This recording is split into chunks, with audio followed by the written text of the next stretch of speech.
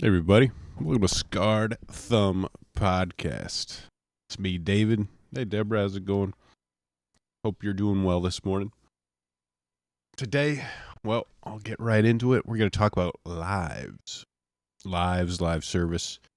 And I start off with like a talk, but I kind of going to break the format a bit and just sort of go into the review after I talk about lives themselves. So this is good old Gravity Circuit.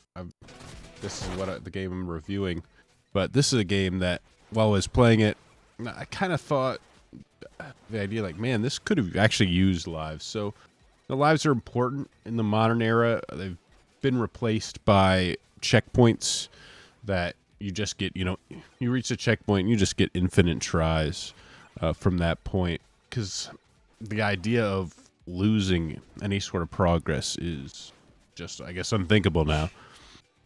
But you have these games like Gravity Circuit that are clearly influenced by games like, Mega Man X, a lot of like these 16-bit, retro indie games that decide to update themselves for, the sort of modern gaming sensibilities. And it doesn't always make for the best design choices. So people don't like losing progress, and you could kind of make the counter argument that, hey, if you get rid of lives, you just have a checkpoint right before the boss. You can make that boss, as difficult as you want. And if you made them really difficult and they had to redo the stage every time they got to the boss, man, that would be really annoying. Which I guess I could kind of agree. But I mean, does that really end up being great game design? I mean, once you get the last, the boss is supposed to be sort of like the last challenge, waiting at the end of a gauntlet. You get there, and it's the sort of last challenge. But really, what happens now is you just get to the checkpoint, and then it's over. All you have to do is beat the stage once. You just have to get to the end.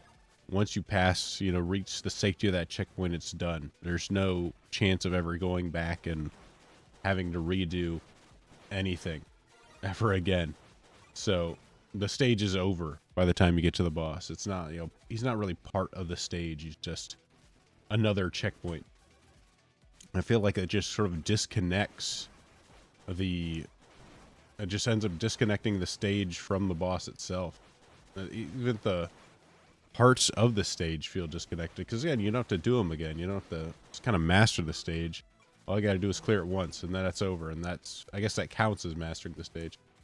But I mean, if you had something like lives, you might actually have to redo it if you lose too many times. Redo the first part of the stage, or make sure you get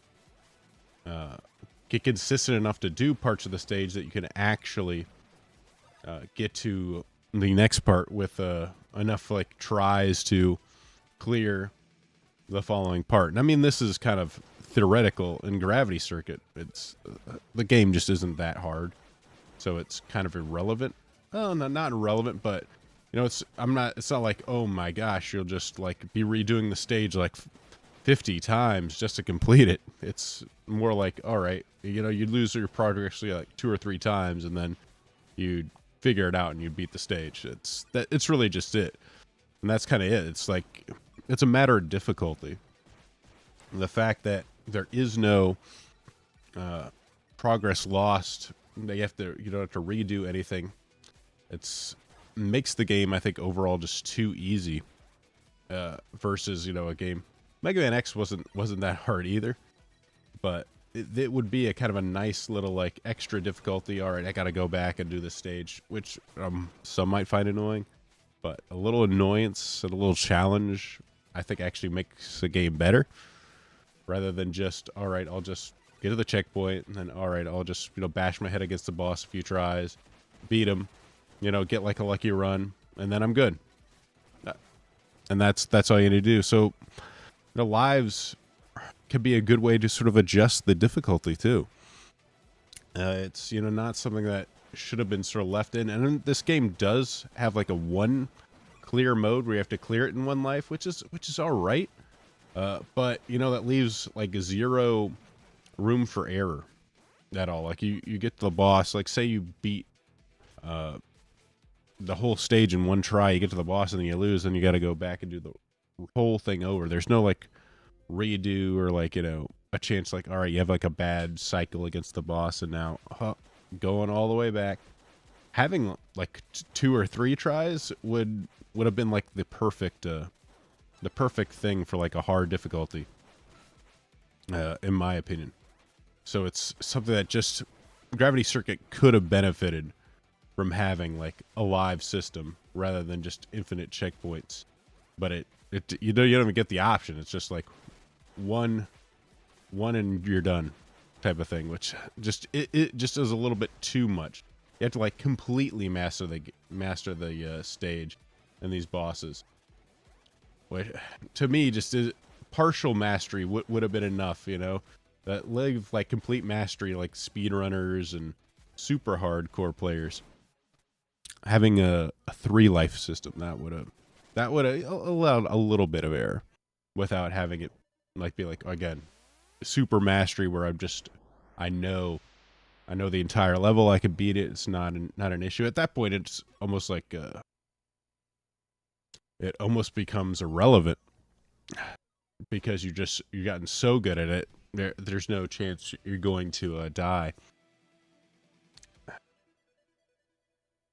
But that's it for my review of sort of that's my opening kind of monologue on lives. I think there's something that is kind of overlooked in modern gaming. It kind of is considered old, like an old part of the gaming's history that they kind of got rid of, but I think it's still very relevant and still very fun to have. It's again, it's just like, can we because everything's like, you know, this sort of like Dark Souls, you know, campfire, go hard games. Oh, we go to that boss and then we, you know, you fight him 20 times until you eventually win. And that's, you know, that's it. That's difficult, you know. It's not like losing progress is just considered nowadays to be so evil or, you know, just so annoying. You know, it's you know, bad design. I just don't see it. I think having like go through a stage again is perfectly fine. It's, you know, actually part of like the content, enjoying it. Just because you beat the stage once doesn't mean like you actually like kind of like know it well enough to beat it again without, you know, significant difficulty. Which, you know, being able to do stage and repeat stages is fun in a lot of ways. So I don't see the problem with doing it. But again, I think it's just going to be difficult to overcome sort of like the modern sensibilities on it now. But I wish games like this that, you know, give you plenty of options to play in different ways would actually allow you to play it. So now that we're done with that, let me kind of go into my Gravity Circuit impressions here, because this is a game I played. This is Gravity Circuit. It's on the screen right now. Good morning, guys. Good morning, Jack. Good morning, JBB. Let's so let me get into it. So this Gravity Circuit. Let me turn down the volume here. Holy shit. You know, this is a game, like I said, in the style of Mega Man X, but it has a lot of modern proclivities that I personally don't like. So you know, I'm torn because I like the game. It's a fun game. I'm just not sure what direction the game wants to go in, because you know, you got like a guy. It's like quick dashes. You got this grappling hook. He looks like a ninja.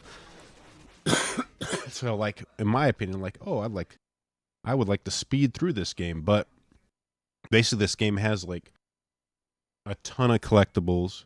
That has a ton of like power ups. You go in here, like, look at all these power ups you can have. It's like what, 4 by 5, 20 different power ups that, you know, more than the game's like, if you sped run it or like, yeah, got decently, you could probably clear it in like 2 hours. So like, are you going to use, they've got more power ups than you're ever going to freaking use, more collectibles than you'll probably use too. So it's a game like you can really kind of like get into, you know, you have this paint system as well.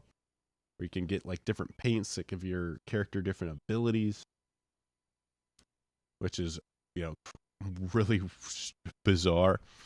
So you have these tons of upgrades, tons of things to collect here. You got this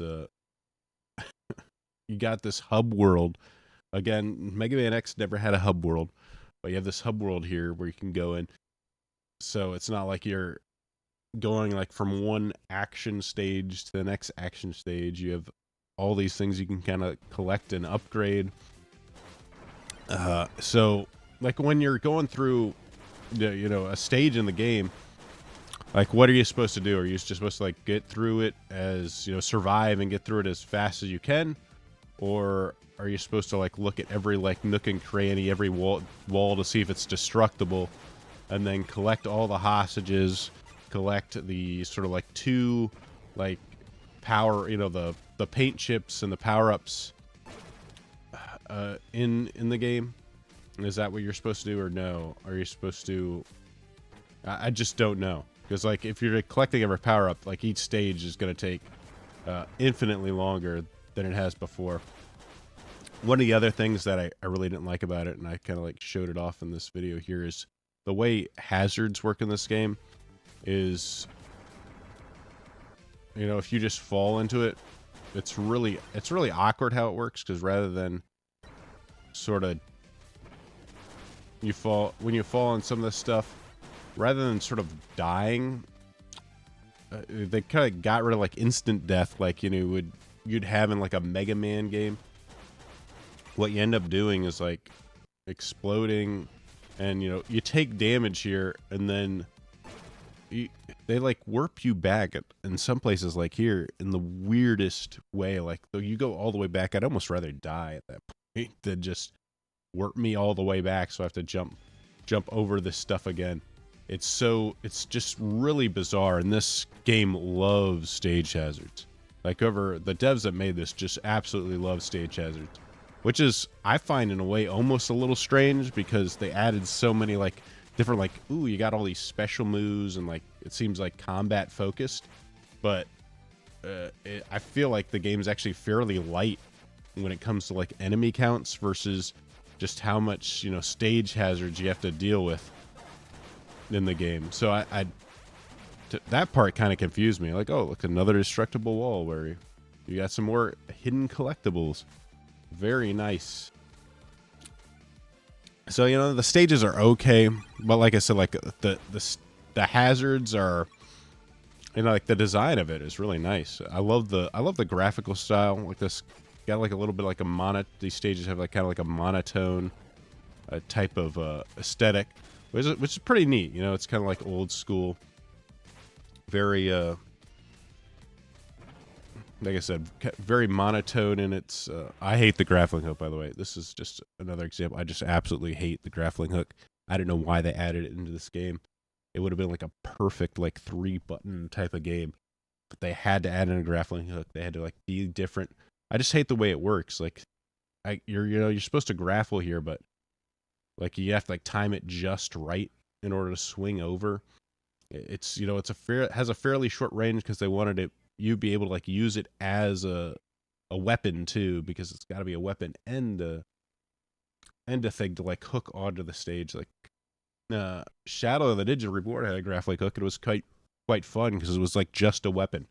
It wasn't a movement mechanic as well, but they had to make some of that performs double duty, because you want to swing on top of stages. Like every hazard, every single like puzzle they use to make this, to use the grappling hook, is just a complete pain in the ass.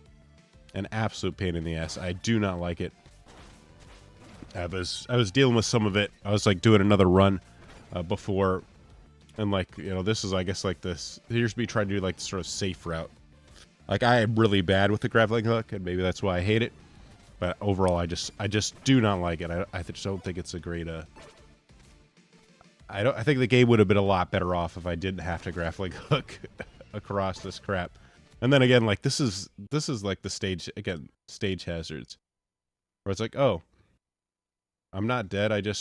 In fact, it helps me. I could just fall into lava and die, and then I'm right back to where I was before. It's a weird way stage has work in this game that I'm not a big fan of. Let me go to the other thing. Boss fights. Let's see. I know I have a boss fight in here. Boss fights again. They're pretty fun. You have you get into your. It's like, oh, you got a little like talking sequence. That's so great. We gotta have a story. We have to have a story nowadays. Like everything has to be bigger. This is how you give your fans, your customers, make sure that they get their money's worth is by having a bunch of story here and talking. Because God, what would you hate? Would you just hate if you had to go in and just fight somebody?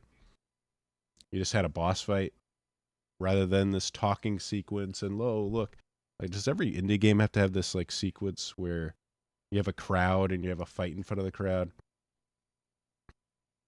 The boss fights too also kind of annoy me because when you hit people enough, they get this I hate invincibility, but they get this invincibility frame. It's not like, you hit it once, like some Mega Man enemies, you hit them and they have like invincibility for like half a second.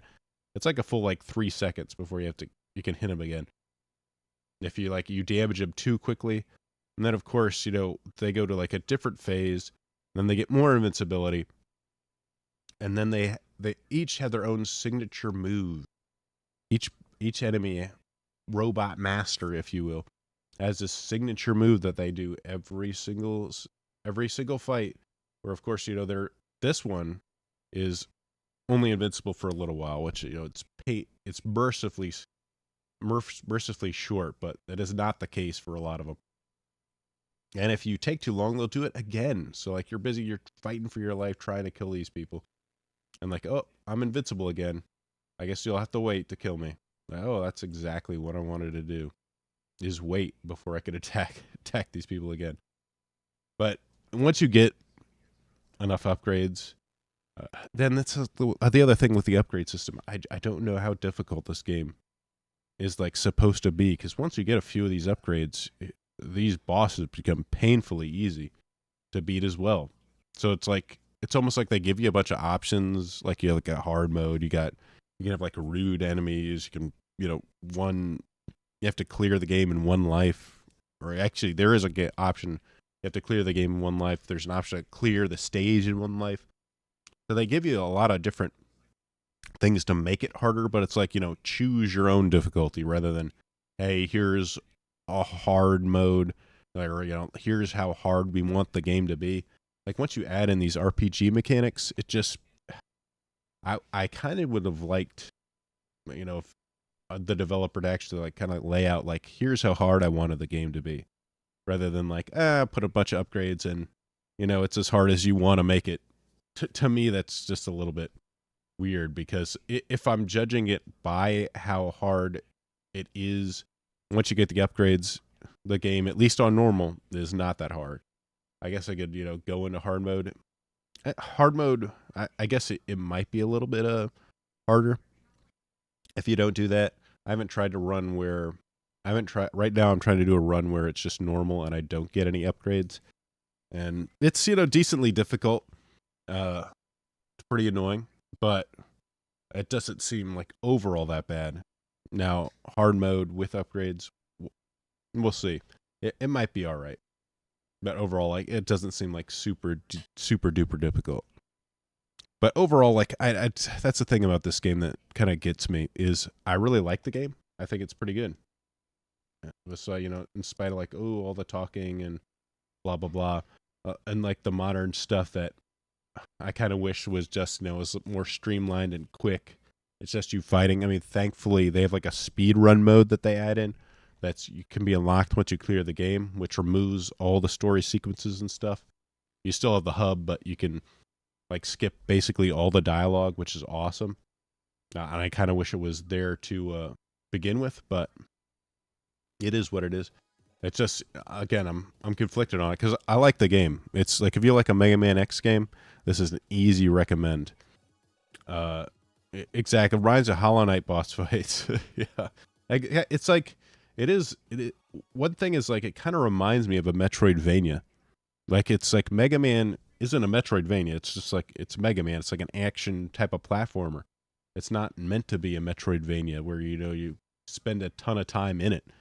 It's supposed to be like a quick, concise, fights. Boom, boom, boom, boom. Here's a stage. Here's a stage. Here's a stage. Here's a stage. It's not like you're sort of wandering, meandering around, and exploring. But it's like it kind of like wants to be because Metroidvanias and like hub worlds and all this stuff, give you the sort of sense that you're getting more for your money. Like if it was like too quick, it was like too concise, too much action, that I feel like it's almost like not financially feasible. So in a way, like I really understand why they would go this route. So I don't want to like blame them for it because I think it's smart in a sense, but at the same time, I don't like it. So like I gotta deduct it from my own taste. I gotta deduct it because I don't want to deal with all of this talking. Like I'm speeding this. This is double speed right now in the video.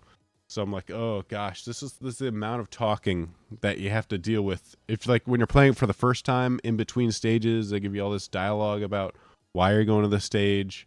Like you could just somehow work this in like the background of the stage, but no, they just want to give you a bunch of dialogue.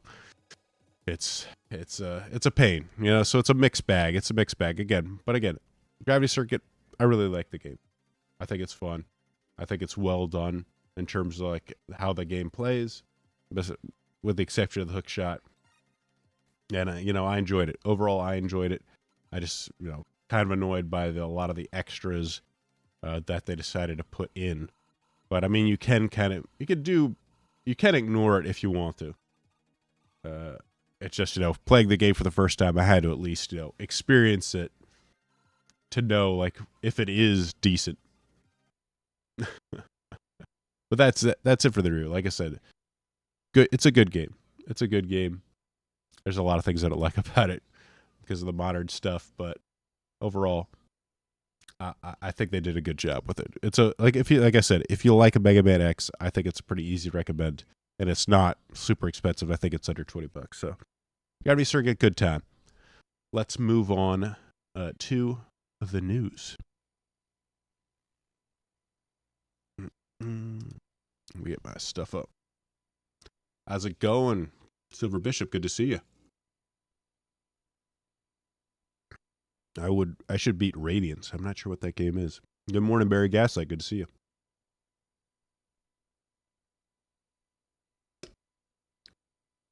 So, Horizon Zero Dawn MMO has been canceled.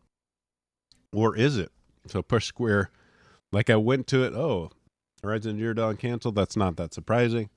I just don't, to me, this franchise never seemed that successful enough to like warrant all these games. Like where are the Horizon Zero Dawn fans? Like I just never see people that are super psyched about this franchise. But apparently it has survived.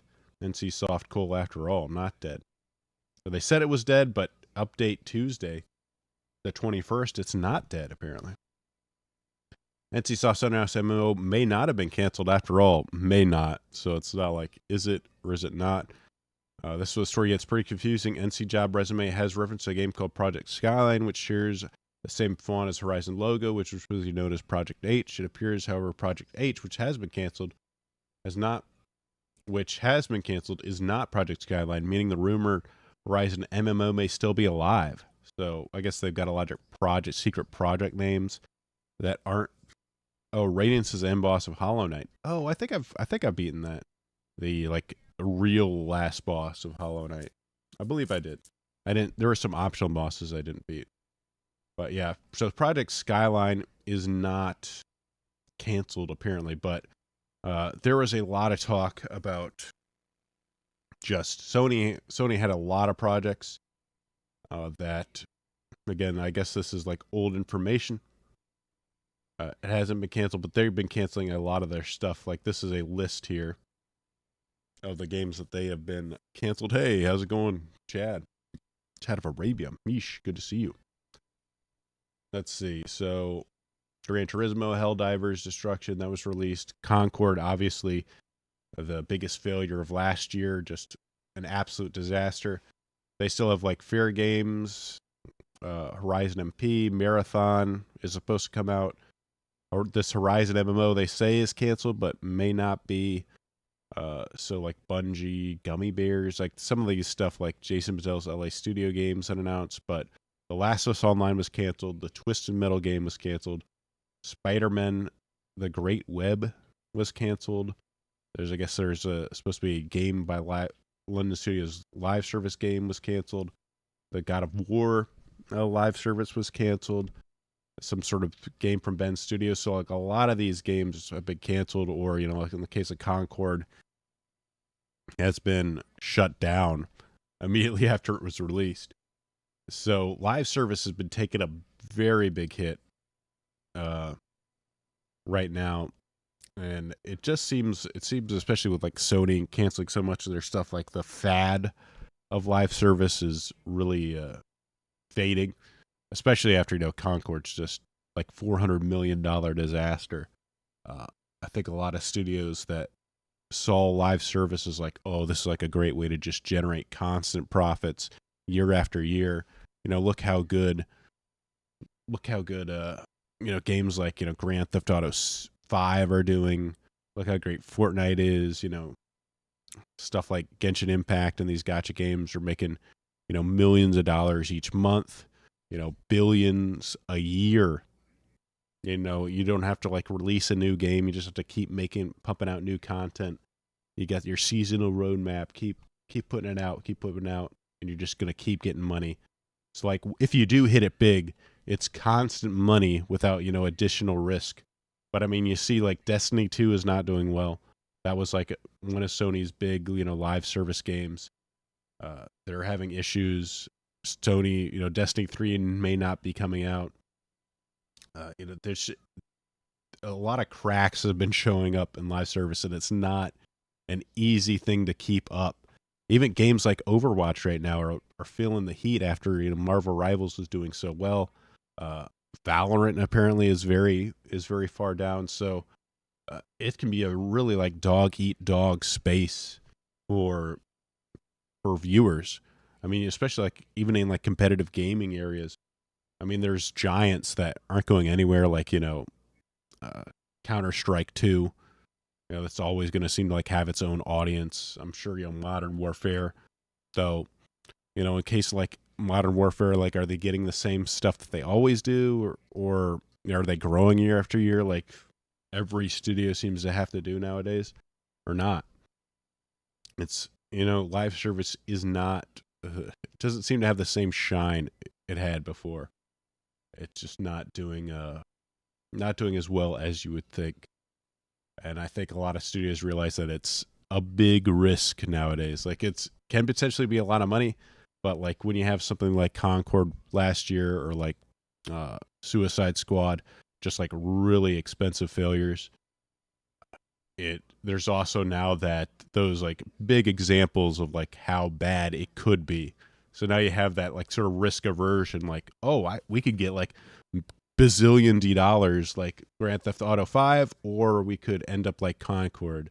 So it's like, all right, bazillion dollars, $400 million loss. And they have to like weigh those two next to each other. I think it's giving a lot of people pause, which is why you're seeing a lot of stuff get canceled right now. And you may even see, I just don't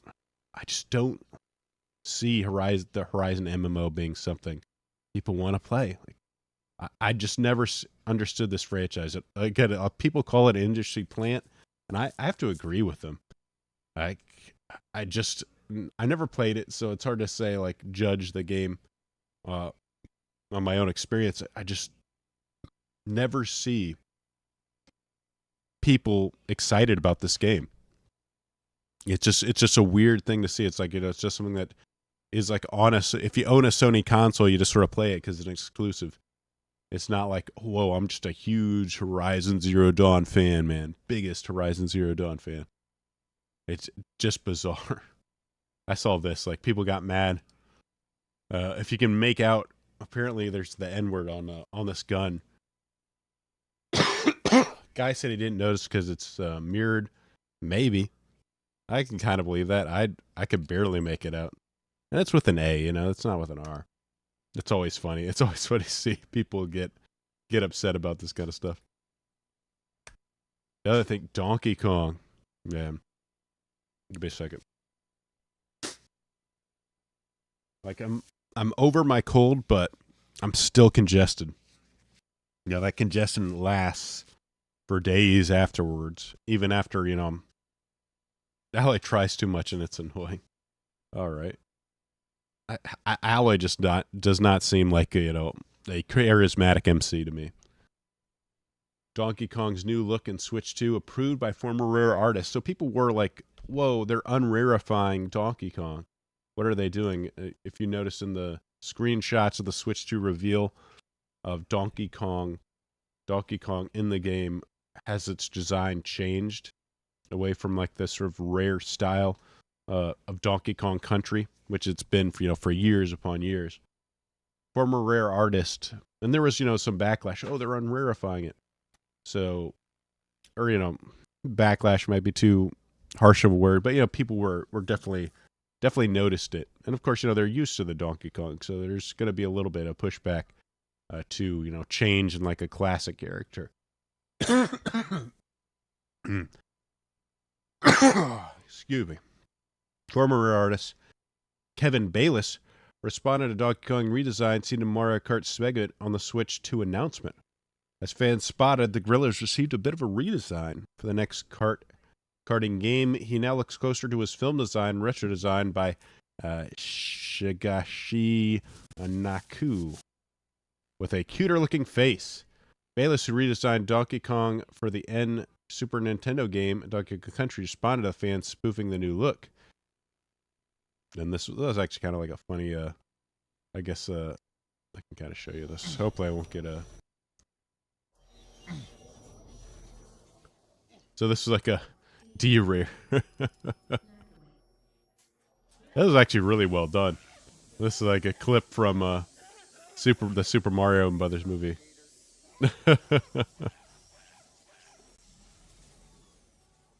This was by Louis D. Do commercial.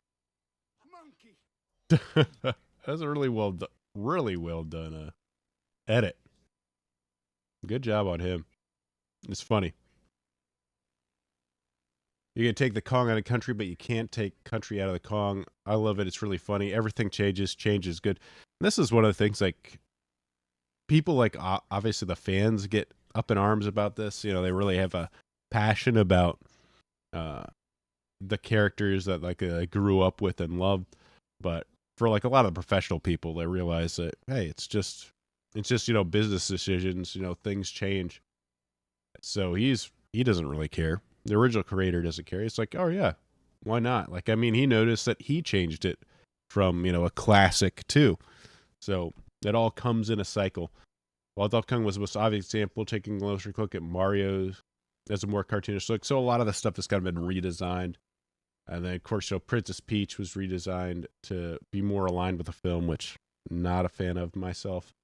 I don't particularly like the more the change of the face myself, but oh well. With the Force, I think, you know, this is just talking about the trailer. So hey, a redesign is approved by the person that redesigned it originally. So probably not that big of a deal. I kind of like both looks myself. I love the sort of classic rare look. You know, Donkey Kong Country is such a great game that it's hard not to enjoy Donkey Kong, that version of Donkey Kong. But moving forward, we might see a more kind of like the older school Donkey Kong coming back. Oh, I do like that. Guys, you'll never guess. You'll never guess what happened to Unknown 9. It's been canceled. Wow. I never thought the game starring some Indian lady would have failed. Did this character not knock it out of the park? But yes, it's been canceled after, you know, Unknown 9 did not do well. Even, you know, beyond the sort of like bad decision to make some mid-Indian woman, your main character. The game itself seemed very boring and unpolished. Like there just wasn't a lot of good things about it. So yeah, it ended up just being a complete disaster. Like the whole franchise, they had this multimedia franchise planned for Unknown 9.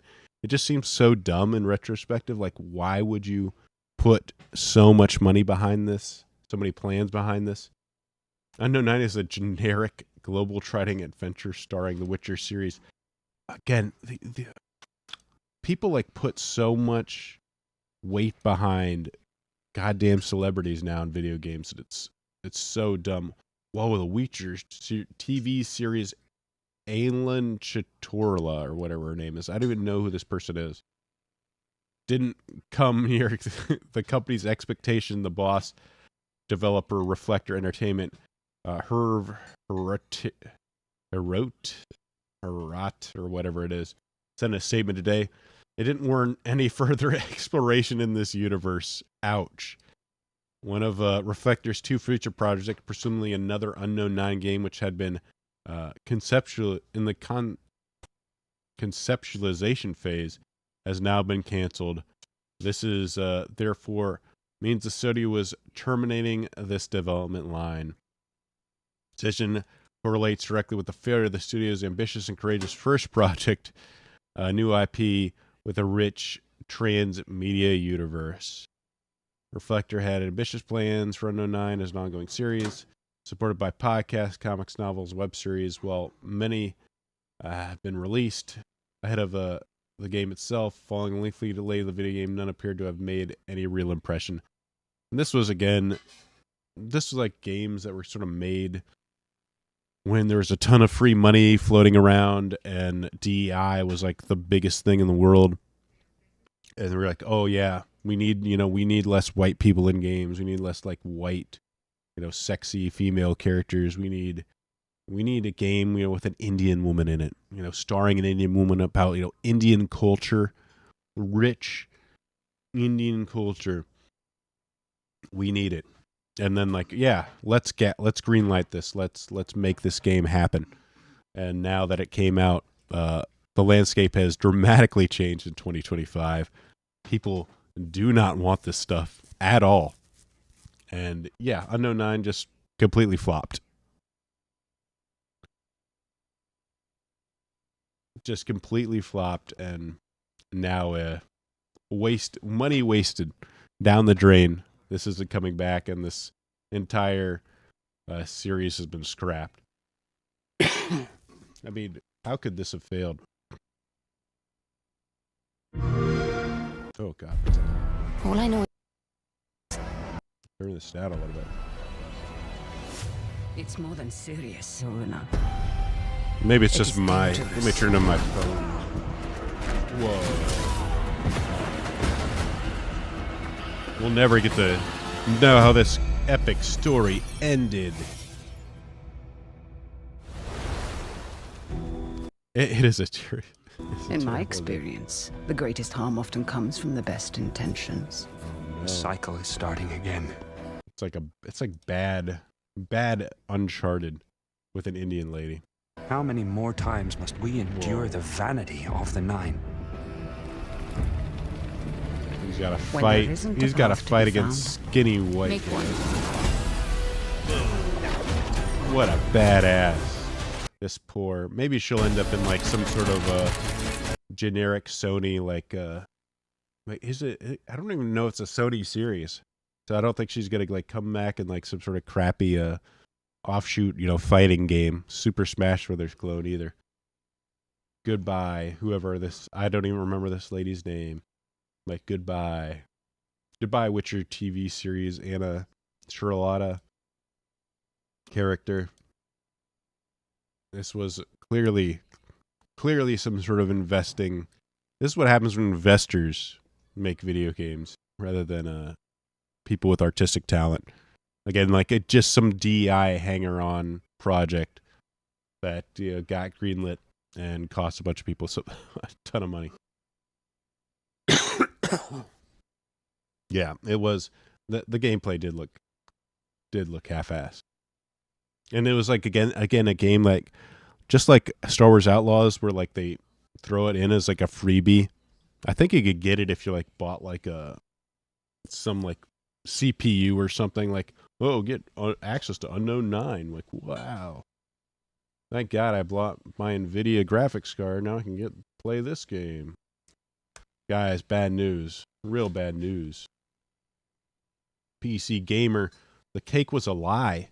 But Silksong is real and progressing and will release, says devs, after a flurry of conspiracy theories revealed to be a nothing burger. So I covered it last time, where like the cake led to the same date as the Switch 2. And apparently a guy from Team Cherry, which apparently only has to work like one day out of the year because they almost never come out with any sort of announcements or updates. But Silksong community had a conniption last week about these cryptic tweets. So Hollow Knight Speed and Challenge Runner Fireborn posted on X that Matthew Griffin, otherwise known as Les, who handles the marketing and publishing for Team Cherry, has reached out to me and confirmed there is no Silksong ARG, and that the changes to Williams' account and the tweet were a nothing burger. Apologies to have misled everyone. The cake was a lie. Ooh, I love this joke. That's an old one. This was seemingly converted by Griffin, who in response to the tweet reassured gamers that yes, the game is real, progressing, and will release who knows when. So how's family's not super great. They were really hoping radio silence for years. When asked to give any sort of update, response to date is, though, honestly sick of these kind of bait. So, Hollow Knight fans not taking it well. It does kind of suck. I mean, this game has been, anticipated for so long. How is it taking this long to actually come out? Excuse me. What are they doing? I don't know. But the fact that it was exciting, the idea that we'll get like an actual announcement, a clear date with an announcement. And it seems to be a lie. There is no official date. Will we be getting in 2025? Maybe. But after this, it seems less and less of an actual possibility because, if you kind of got it done or close enough to done, you'd probably be willing to give a hard date, but they're not even willing to do that at this point. So disappointing to see that. I was looking forward to playing Silksong this year, but maybe I'll have to wait. Who knows? Maybe Half-Life 3 will come out before Silksong, which is a sad thing to think about. At least Metroid 4 will. So it has been funny with the inauguration to see some of the stuff happening right now. Can I open this image in a new tab? I want to expand it. So our PC gaming, as of today, our PC gaming has added X to the domain blacklist. Reddit being Reddit.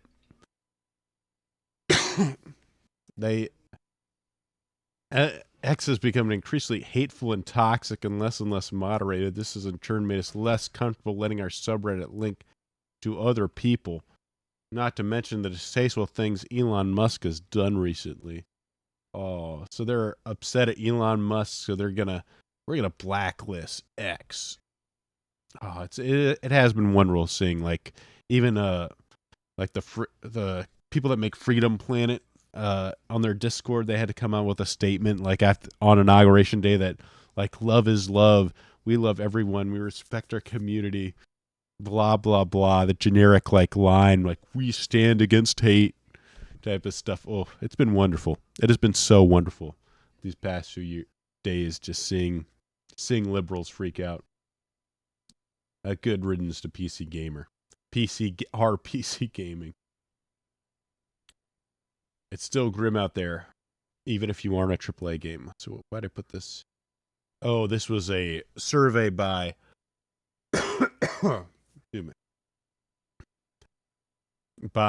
guess the GDC. I thought this was kind of funny. One hell of a year for developers, 2023.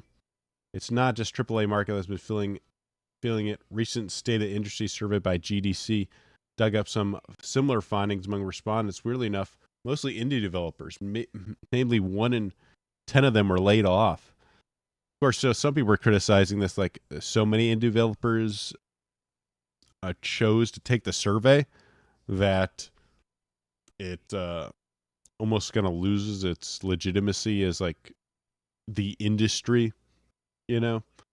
I was criticized by some experts, like something of the layout, most like the survey is flawlessly constructed. I was criticized by some experts like Lane Nooney, an associate professor of media and culture and communication. Survey isn't too great of a measure. We can stick the industry to its overrepresentation of indie developers. For example, I guess everyone could be a developer nowadays. There's simply no planet where half the people gainfully employed in games are self-funding their own work. This simply isn't true. It's half the people who bothered to fill out the survey. As Noonley proceeded to point out, the survey is composed of a whopping 32% indie developers out of its 3,000 sample size, and that's not counting independent contractors.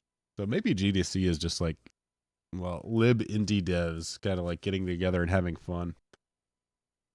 And rather than, you know, the nuts and bolts working dev. And that's not counting independent contractors, AA studios, and the ephemeral other. What's more, 50% of the respondents were from the United States, near a significant squeak of other countries such as Japan and China. Overall, it can be argued that it isn't really a picture of the entire industry, just a heavy geographical slice. That's not to say the bath needs to be thrown out of the bathwater. Still more, even for a window of the industry that it does not capture. And I think, for instance, the fact that 15 of the respondents were from AAA studios, it's interesting in itself. It's a grim warning that that's harsh out there. And even if you aren't part of the sweeping tides of big money acquisitions and overambitious live service projects, the survey states that 11% of the respondents were personally laid off in 2024, with only 43% citing the been no layoffs at their studios. Moreover, 4% stated that their studio has been closed down entirely. That's roughly 50% of the developers are out of work. Yikes. If you're a little worried about giving... Now this was actually, I think, the more interesting point. If you're a little worried about giving over studios to AI slop creative pursuits and what that means for games, guilty, these numbers aren't going to soothe the pit of your stomach.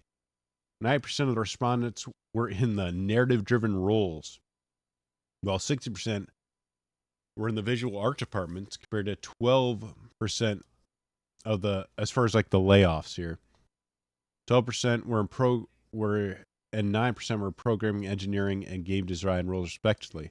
It seems creative fields were particularly hit hard. I've actually found it kept very funny that a lot of the narrative-driven roles were slashed. It seems like those are the first to go, which good. I don't know if that's AI slop or the fact that there's just way too much. I think there's just way too much stuff put into graphics right now.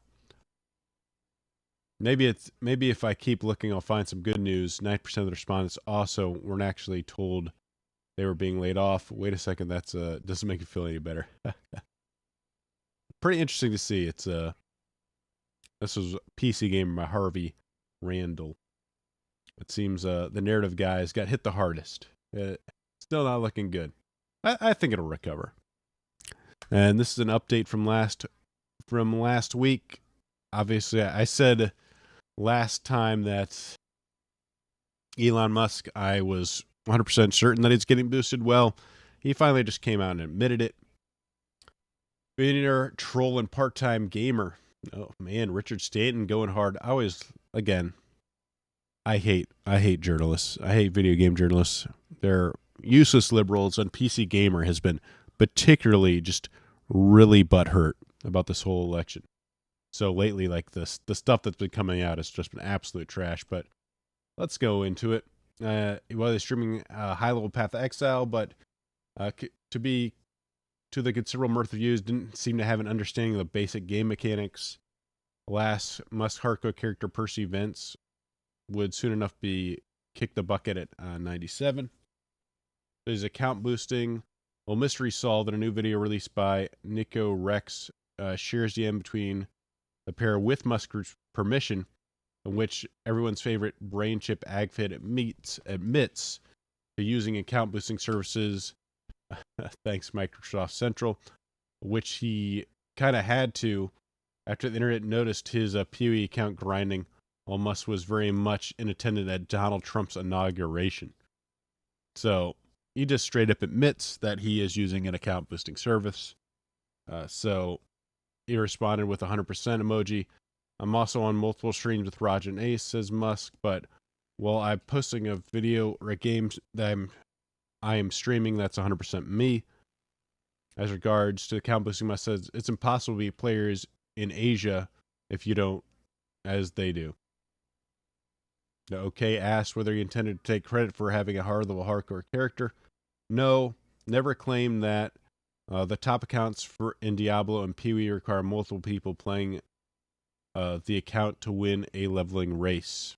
I don't know if that's true. That seems to be like, hey, everybody does it.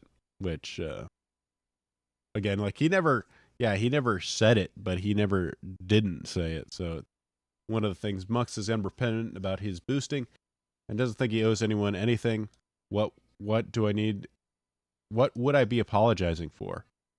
But of course, he's being a bit of a naughty boy. If he really didn't care about the stuff, he would have made it clear that he was doing it, rather than being dragged into the admission by the undeniable lack of knowledge about the game and interest. Like, what should he apologize for? I mean, the problem is when you do this, especially at a high level, Elon Musk basically just showed that Diablo 4 doesn't take any skill.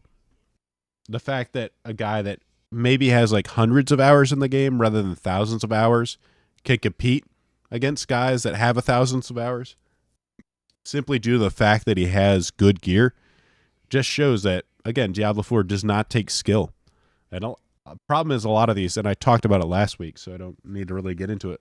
These ARPGs that don't have a lot of like actual skill when it comes to the input of the game. It's just about acquiring these resources, similar to like a gacha game in a sense. It's about, grabbing loot, grinding for loot. And if you apparently in Diablo 4, if you have good enough loot, if you've been boosted significantly enough, then hey, you can get the top score in the game against people that, again, have thousands of hours of experience. Like, how is that possible? What game could a guy with like a few hundred hours and a boosted account compete against people that have thousands of hours in it? It would not work in a fighting game. It wouldn't work in a shmup. It wouldn't work in like a game like League of Legends or any sort of FPS. He would get completely dominated. But, Diablo 4, totally okay. You can just buy your way to greatness in Diablo 4.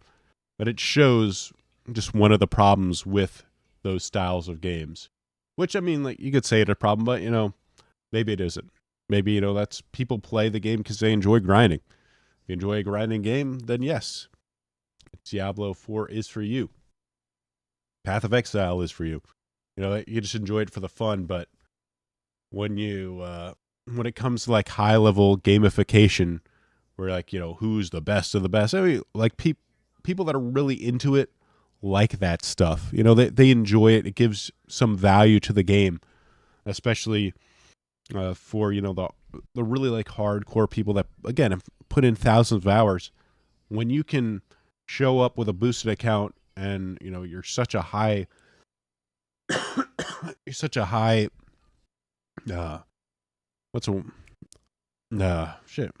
I'm blanking on it, high profile person like Elon Musk, one of the most famous men in the world, and you can win some of these competitions with a boosted account, then he essentially just showed what a sham these competitions are.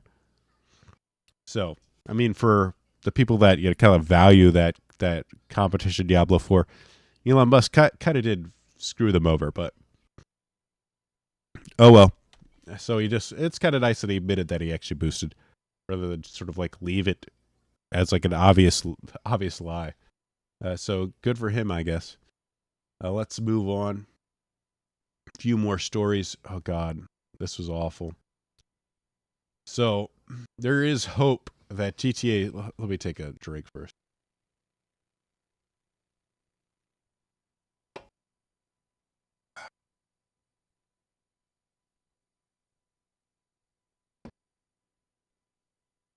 Kind of wet my poor throat. So there is hope that GTA 6 will cost as much as $100, says analyst. So there's analysts here that are hoping, because right now $70 is like the standard price for a AAA game in modern gaming. But some analysts are hoping, because God forbid it stay that way. God forbid it stay that way. Analysts want to charge more money, but it's really hard to kind of like break that psychological conditioning. Like, here is the value of a AAA game.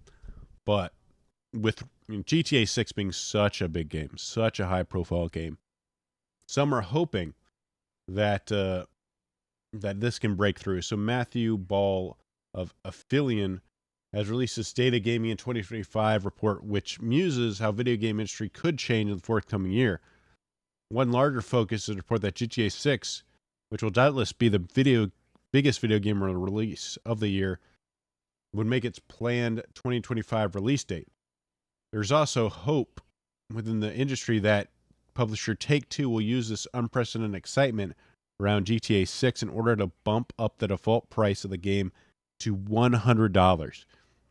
It is believed that if Take-Two took this step with GTA 6, a game that will sell well regardless of the price, yeah, that's probably true, and then others would follow suit and potentially aid in recovering the spiraling development costs.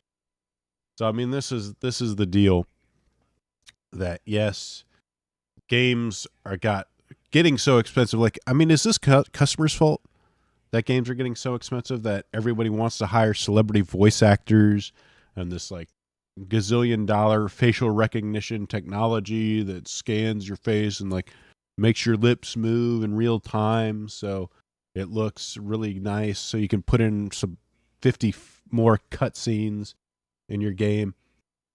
This is really what gaming needs. So the budgets have exploded in recent years, and now, of course, we have to charge people $100 for it. I mean, this is what they want. They want endless cutscenes with celebrities in it. So why wouldn't we make our game $100 to recover this cost? It is awful. It is awful. No thanks. I don't need to talk to GDC. So they're hoping that Take-Two will kind of like use their bigness to set the standard, the new standard of $100. Personally, I just don't see it. I think not six figures, but the 3-figure mark, the $100 mark, that's a big psychological barrier. Of course, right now, there are plenty of people that are playing $100+ for these games, but right now they sort of disguise it in like the deluxe edition version of the game. Because obviously GTA 6 is going to be super popular. If they said, hey, give us $100 and you can play the game 3 days early, there's going to be maybe millions of people that are going to pay this, $100 to play the game 3 days early. So they can easily just make it voluntary. It's like, hey, you want the super ultra deluxe edition of GTA 6? Well, pay us, $110 for the super season pass bullshit. And there you go. And tons of people will do it. You see it count time and time again. Space Marine 2 had a super deluxe primo edition. Hundreds of thousands of people pay that much money. They do it, Ubisoft does it all the time with their ultra super pass. Well, I mean, if you can buy the pass, but their ultra primo edition is like $120. Tekken had $100. Tekken 8 had their $100 edition that didn't include a stage in it for $100. So right now, there's plenty of games that will charge you $100.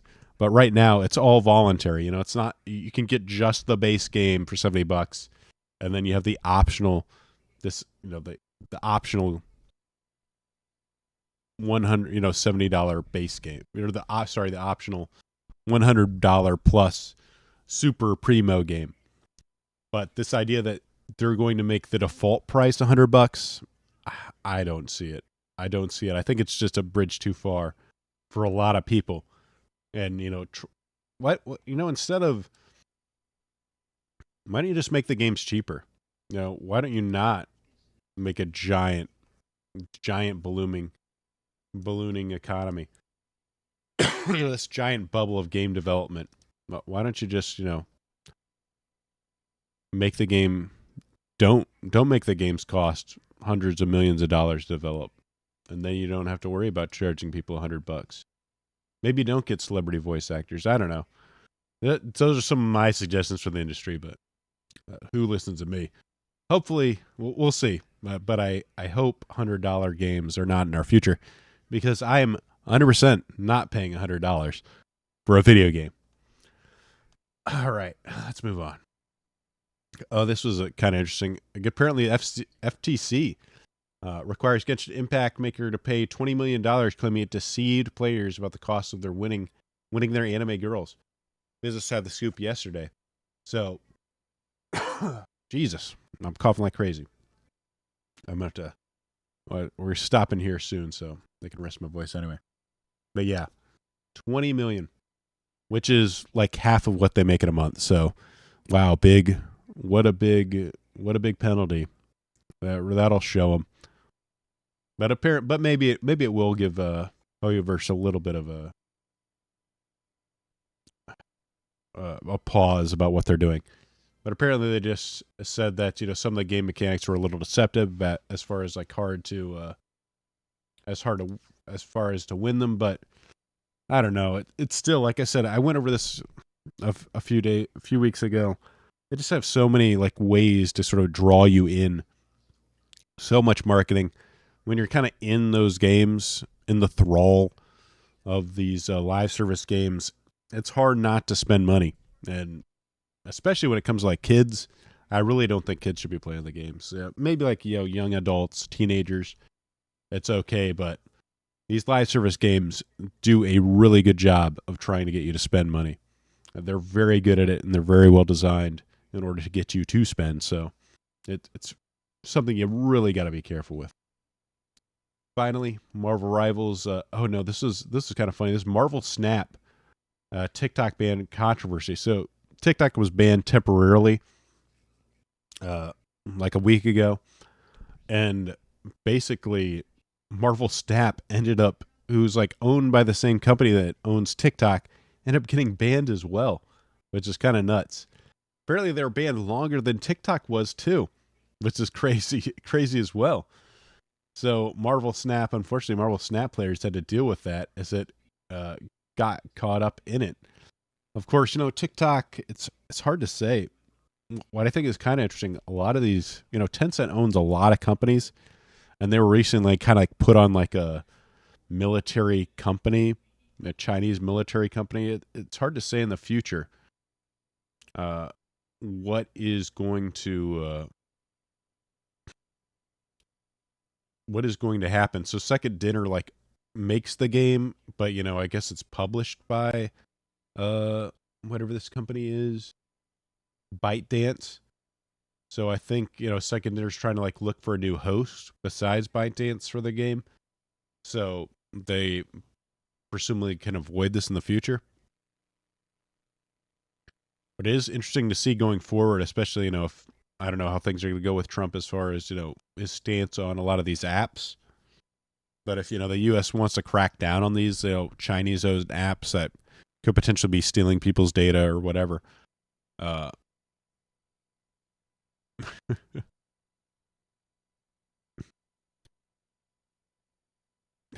so it's hard to say going forward. Like, is Tencent going to be targeted at some point? Will we see games like Genshin Impact banned, which are owned by like Hoyoverse, and other Chinese companies? We'll see, but I thought it was kind of interesting to see Marvel Snap getting banned along with TikTok, and for longer than TikTok, which is ironic. Caught in the crossfire. But that's it for the show, guys. Hope you enjoyed it. Let me see. Yeah. If a game goes to $100, the market for bootlegs are going to blow up. Absolutely. I mean, the market's going to do what it's going to do. So if I just don't see the market going along with a $100 game. I think, right now, like I said, the sort of optional route seems like the best, where they don't even do anything for these optional stuff. Like, all right, we'll just, paywall a few things, call it a premium edition, and give you like 2 days early access.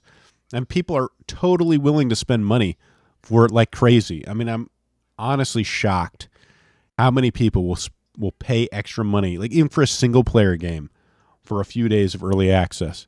And especially the live service game, people are going to play that like crazy. I mean, they did it with Diablo 4. It's standard practice right now. $100 games are here. It's just they give you that optional. It's an optional buy-in rather than like having the base be 70.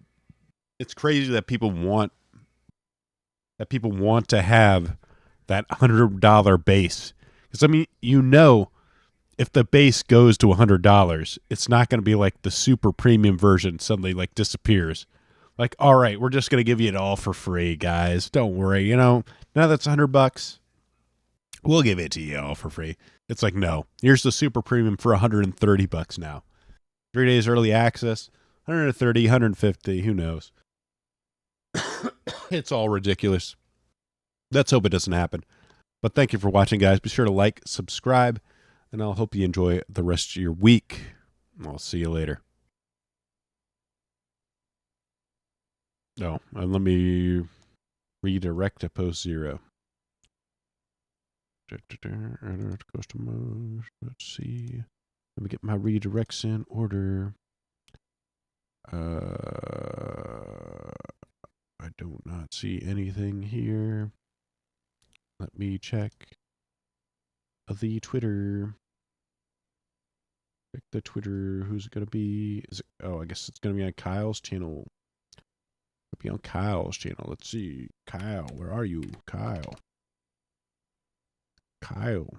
do you not have it up? Kyle's like live right now, so maybe he doesn't have it up yet. Oh well. Check out Kyle Matovic's channel if you want to. I'll just redirect to this. Whatever. See you guys later. It'll be later on his channel. Bye-bye.